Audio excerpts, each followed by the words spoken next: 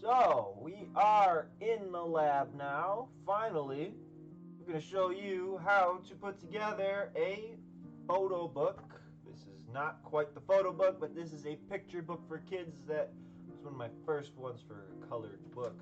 And there's a bit of a sizing thing you got to work on here and be careful of to not have too many errors and to get frustrated. So what I did with that is I put together a template series for pictures on each page. If you really want to put like some type of comment or caption in it, you can, but for the purposes of this, we're gonna just do a photo book.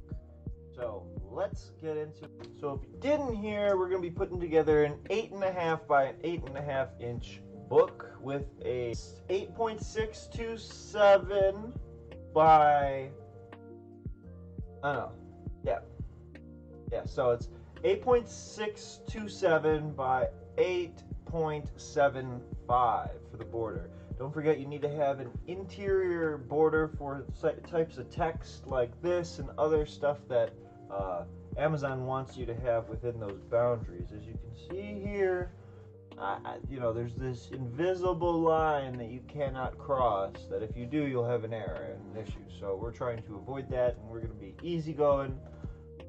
Photo book, only doing a photo book, no captions of any kind, and that's good.